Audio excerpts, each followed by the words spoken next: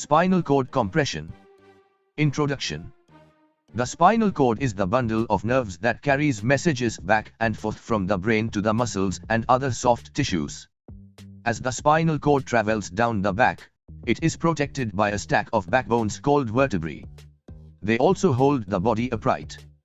The nerves of the spinal cord run through the openings between the vertebrae and out to the muscles. Spinal cord compression can occur anywhere from the neck, cervical spine, down to the lower back, lumbar spine. Depending on the cause of the compression, symptoms may develop suddenly or gradually. They may require anything from supportive care to emergency surgery. Definition. Spinal cord compression develops when the spinal cord is compressed by bone fragments from a vertebral fracture, a tumor, abscess, ruptured intervertebral disc or other lesion. It is regarded as a medical emergency independent of its cause, and requires swift diagnosis and treatment to prevent long-term disability due to irreversible spinal cord injury. Spinal cord compression occurs when a mass places pressure on the cord. A mass can include a tumor or bone fragment. Compression can develop anywhere along the spinal cord from the neck to the lower spine. Causes. One of the most common causes of spinal cord compression is the gradual wear and tear on the bones of the spine. This is known as osteoarthritis. People who develop spinal cord compression from this are usually older than 50. Other conditions that may cause spinal cord compression can develop more quickly, even very suddenly. These can occur at any age. Abnormal spine alignment, scoliosis. Injury to the spine. Spinal tumor. Certain bone diseases. Rheumatoid arthritis. Infection.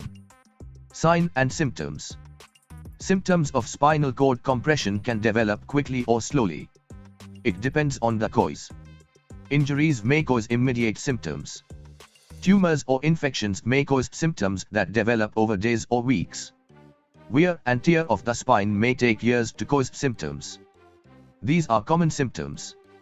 Pain and stiffness in the neck, back, or lower back. Burning pain that spreads to the arms, buttocks, or down into the legs, sciatica. Numbness, cramping, or weakness in the arms, hands, or legs. Loss of sensation in the feet. Trouble with hand or leg coordination. Foot drop, weakness in a foot that causes a limp. Loss of sexual ability. Pressure on nerves in the lumbar region, lower back, can also cause more serious symptoms known as cauda equina syndrome. If patient have any of these symptoms, patient need to get medical care right away, typically in the emergency room. Loss of bowel or bladder control. Severe or increasing numbness between the legs, inner thighs, and back of the legs. Severe pain and weakness that spreads into one or both legs, making it hard to walk or get out of a chair. Diagnostic evaluation.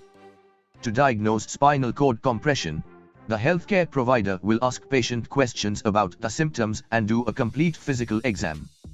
During the exam, he or she will look for signs of spinal compression, such as loss of sensation, weakness, and abnormal reflexes.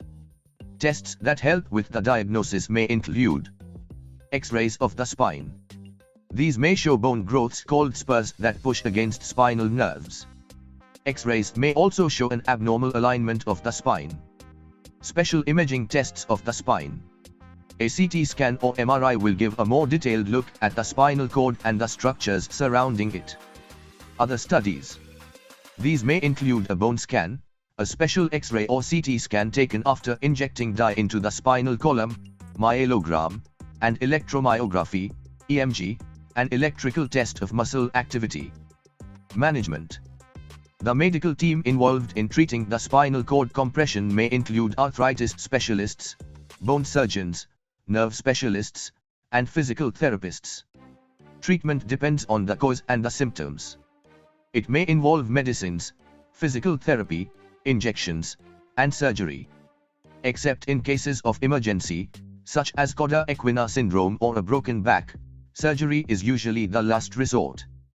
Medicines may include non-steroidal anti-inflammatory drugs, NSAIDs, that relieve pain and swelling, and steroid injections that reduce swelling.